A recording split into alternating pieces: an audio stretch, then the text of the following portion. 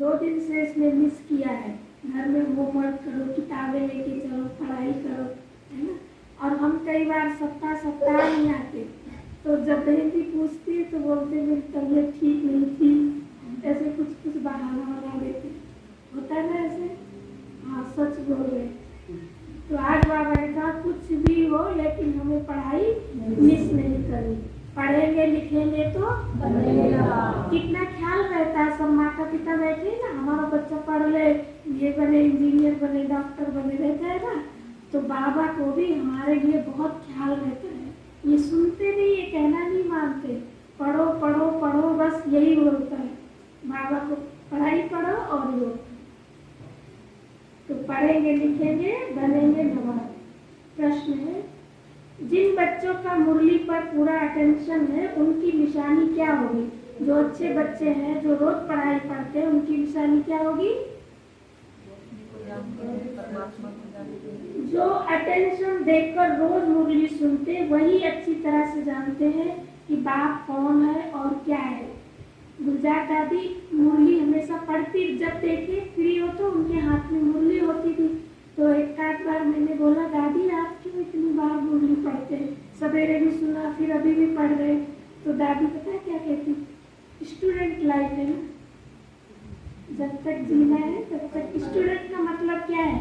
हम बाबा के बच्चे हैं ना, हमारी पढ़ाई पूरी हो गई ऐसे तो नहीं बोलते। हम पुराने हैं 40 साल वाले, तो आप मुरली नहीं सुनना, ऐसे है क्या? नहीं ना। तो जो अटेंशन देकर रोज मुरली सुनते हो अच्छी तरह से जानते हैं बाप कौन है और क्या है। क्योंकि बाप के महावाक्य हैं कि मैं जो हूँ जैसा हूँ, मुझे फोटो में कोई ही पहचानते हैं। अगर पढ़ाई में अटेंशन नहीं तो बुद्धि में बैठ नहीं सकता कि ये श्रीमत हमें भगवान दे रहा है। वो सुना अनसुना कर देंगे, उनकी बुद्धि को ताला बंद हो जाएगा। सुना अनसुना करेंगे तो लॉक लग जाएगा। वो बाप के फरमान पर चल नहीं सकते। आज का गीत है, छोड़ भी दे आकाश की वासी, इस धरती पर। तो आपने गाया और बुलाया तो आ गया वो। ओम शांति। बच्चे अभी समझते हैं हम ज्ञान सागर के बच्चे हैं। ज्ञान सागर द्वारा अभी इस सारी सृष्टि चक्र व ड्रामा के आदिमत अंत को जान गए हैं। दुनिया में तो और मनुष्य है नहीं जिसकी बुद्धि में ये ड्रामा हो। तुम्हारे में भी सब एक जैसा नहीं जानते। तुम बच्चे जानते हो ये भारत अविनाशी खंड है। ये भारत ही सचखंड और झूठ खंड बनता है।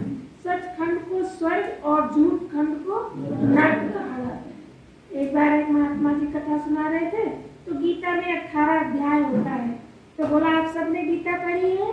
हाँ। तो गीता के 18 अध्याय के बाद 19वें अध्याय में लिखा है कि ये भ्रष्टाचारी दुनिया है, झूठे लोग हैं, ये गंदी दुनिया, पतित दुनिया। सबने पढ़ा? हाँ, सच गीता में लिखा है। तो महात्मा जी ने कहा वो झूठे लोग आप ही हो। 18 के बाद 19 है ही। यहाँ कई बच्चे समझते हैं ये ज्ञान तो हम रोज सुनते हैं, कोई नई बात थोड़ी है। नॉलेज को पूरा धारण नहीं करते। तुम गॉडली स्टूडेंट हो, पढ़ाई एक दिन भी मिस नहीं करना है।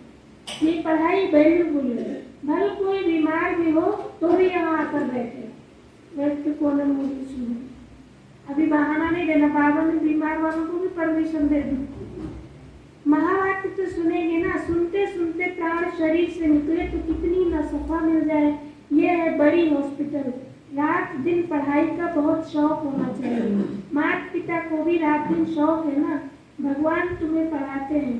भगवानों आज हे बच्चे तुम अच्छी रीति समझते हो ना।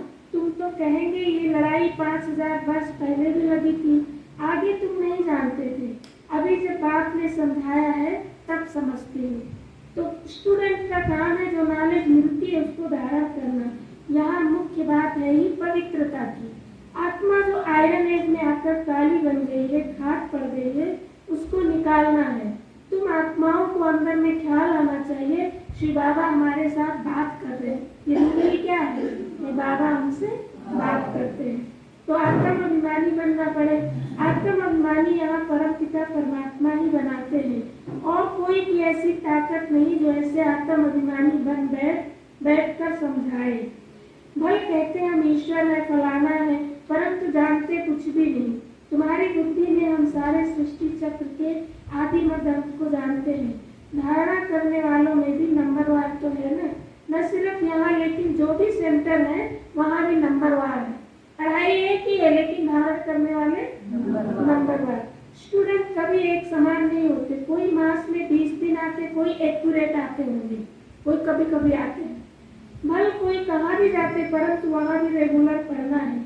अगर मुरली नहीं पढ़ते तो अब्सेंट डाली जाती है, अगर मुरली जाती है पढ़ते तो अब्सेंट नहीं कहेंगे। और कोई स्कूलों में ऐसे नहीं होता, यहाँ बाहर जाने से उनको कुछ न कुछ पढ़ने लिए देंगे। अगर कोई हॉस्पिटल में है वहाँ भी जाए तो उनको मुरली सुना सकते हैं, है ना। बीमार है तो भी बाबा का मैसेज उनको ज्ञान थोड़ा सा पॉइंट सुना सकते हैं। ये मोस्ट वैल्यूबल नॉलेज है। ये तो जानते हो जितने अभी पास होंगे उतने कल्प कल्पांतर पास होंगे। ब्राह्मण फिक्स हो जाएगा ना, रूल हो जाएगा। जो अभी पास हुए वो कल्प कल्प के लिए, फेल हुए तो कल्प कल्प के लिए गए। तो ये बड़ी भारी पढ़ाई है, इसमें बड़ा अटेंशन चाहिए। ऐसे बहुत बच्चे जिनको माया एकदम नाक से पकड़ लेती है, बोलते ना सामने सामने ऐसे कर दिया तो सामने सामने नाक पकड़ के पीछे घुमा देती है। इसमें बड़ा अटेंशन चाहिए। ऐसे बहुत बच्चे जिनको माया एकदम नाक से पकड़ लेती, फिर भी याद नहीं रहता कि मैं गॉड फादरली स्टूडेंट हूँ। गाया भी जाता गज को ग्राह में खाया। यहाँ की बात है, इतना बड़ा हाथी और उसको किसने खाया? मगरमच्छ ने। कुसंग मिलने से खाना आबाद होने के बदले बर्बाद हो जाता है। बहुत थोड़े हैं जो अटेंशन से पढ़ते हैं। देखो बाबा को सब मालूम पड़ता है, वतन से सब देखता है कौन कैसे पढ़ाई करता है।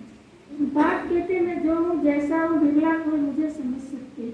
अनपढ़ बच्चों को कोई बात कहो तो वो एक कान से दूसरे कान से निकाल देते। भगवान के हमको डायरेक्शन मिलते, वो बुद्धि में नहीं रहता।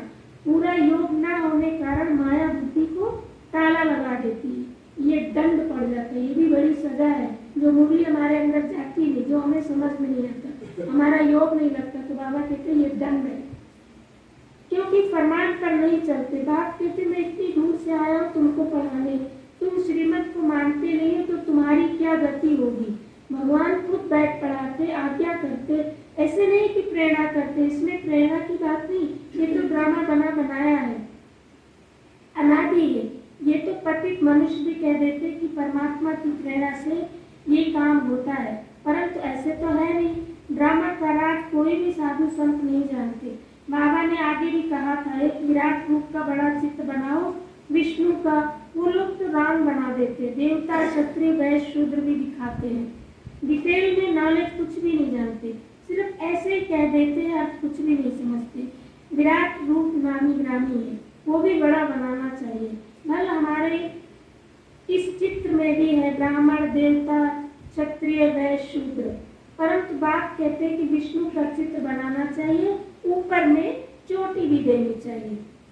शिव बाबा ने ऊपर में देना चाहिए स्टार मुआफी। फिर ब्राह्मणों की चोटी अंग्रेजी में भी लिखो, ये बी के ब्राह्मण वर्ण एक जन्म, ये मोस्ट वैल्यूबल जन्म, लीप जन्म, लीप युग, ये है ऊंचे से ऊंच युग। इसको कोई जानते नहीं, कोई भी शास्त्रों में ये नहीं है।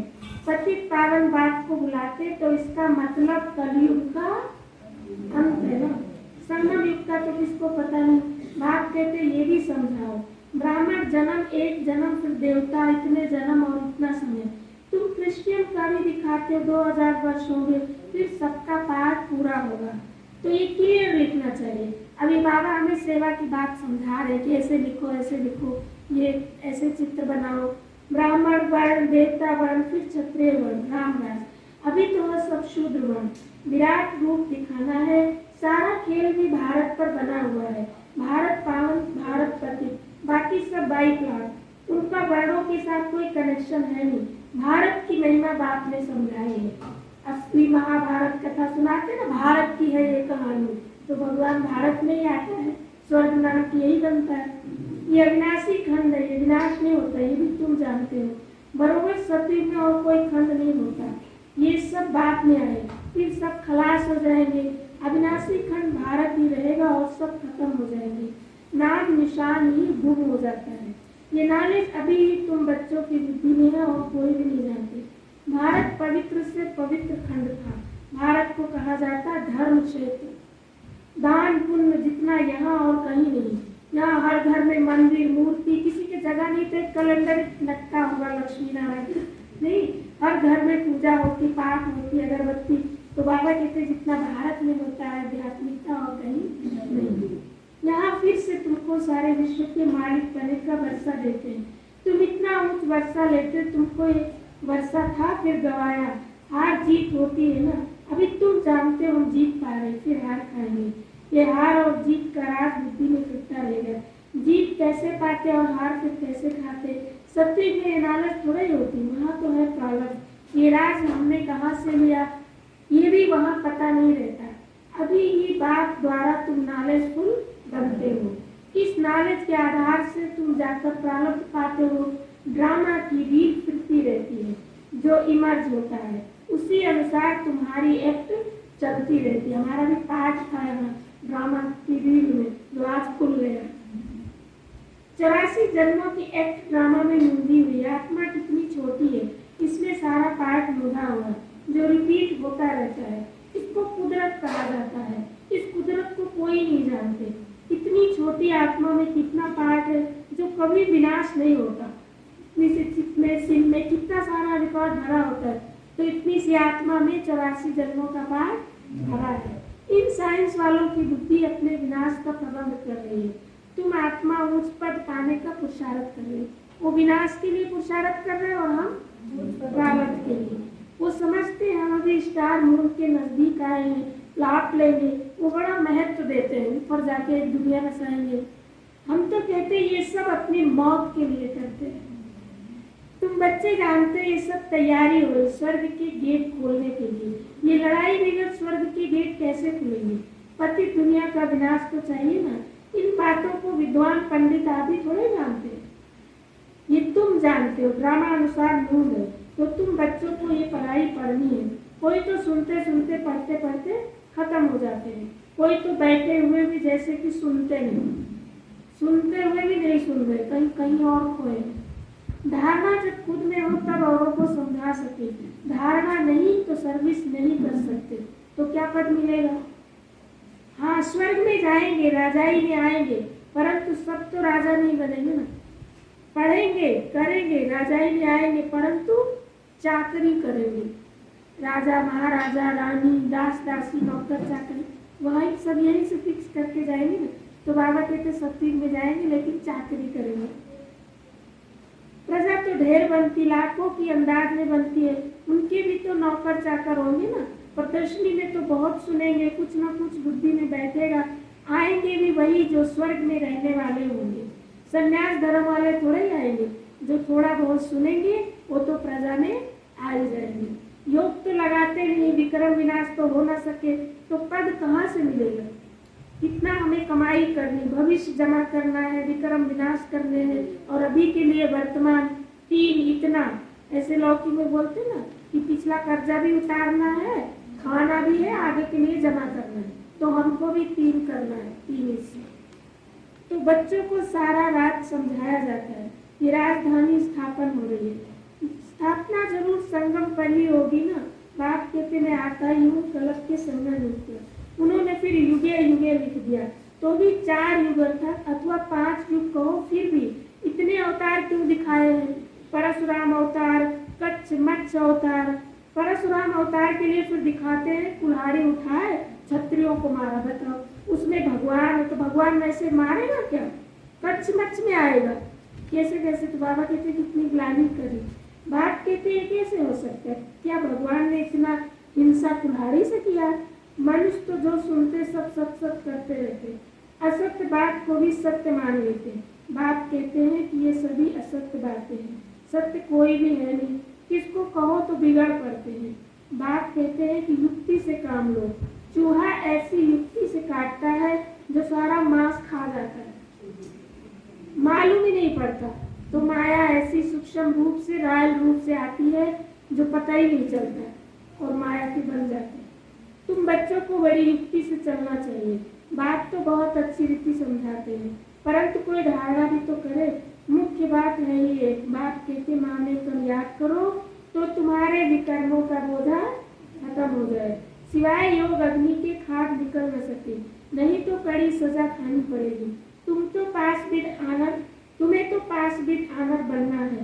प्रजा तो बहुत बनती है नंबर 1, बाकी राजाई के लिए मेहनत चाहिए। राजा बनने के लिए यहाँ एक्टिंग करना, राजा बनना, थोड़ी देर के लिए एक्टर तो कितनी प्रैक्टिस करनी पड़ती है। लक्ष्मी बन के दिखाना तो कितना बैठने की, ड्रेस पहनने की सब तैयारी करनी पड़ती है ना। तो हम तो परमानेंट बनेंगे, 21 जन्म के लिए बनेंगे, तो अपने अंदर वो संस्कार भरने, श्रीमत पर चलना चाहिए। बहुत चलते चलते पढ़ाई छोड़ देते हैं। अरे गॉड फादर बैठा है, जहाँ जीना है ज्ञान अमृत पीते रहना। ये पढ़ाई है, पढ़ते पढ़ते फिर नई दुनिया में ट्रांसफर हो जाएगी। क्लास नंबर 1 ट्रांसफर होता है ना, यहाँ भी सारा पुरुषार्थ पर मरा है। कहते हैं पतित पावन आओ, तो जरूर कलयुगी पतित दुनिया का अंत हो, तब तो आए। अंत समय नहीं आएगा ना। बाप कितना अच्छी रीति समझाते हैं। दुनिया में ब्लाइंड फेथ होने कारण जिसने जो सुनाया सब करते रहते हैं। किसी की पूजा की, चौराहे की पूजा की, पेड़ की पूजा की, सब माता इधर ही चली जाएगी। तो समझते कुछ भी नहीं, इससे क्या होगा कुछ पता नहीं। अरे वो बाबा जी नए निकले, सिर पे हाथ रख दिया, बुखार ठीक हो गया, चलो उधर, फिर एक गई, फिर सबको लेके जाएगी उधर, और फिर दूसरे दिन बुखार चढ़ गया तो। लेकिन बाबा तो कहता मैं ऐसा हाथ रखूंगा तुम्हारे ऊपर बुखार आएगा ही नहीं, हमेशा हमेशा के लिए खत्म हो जाएगा।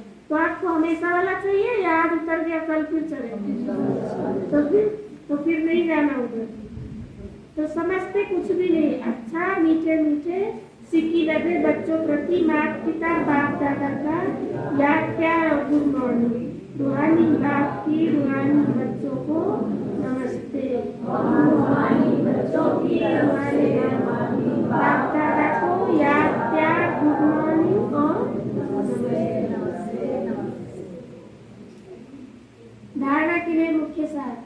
बाप की आज्ञाओं का उल्लंघन नहीं करना है, कुसंग से बचना है, रोज मुरली जरूर पढ़नी व सुननी है, विकर्मों का बोझा समाप्त करने के लिए याद में रहना है, जब तक जीना है ज्ञान अमृत पीते रहना है।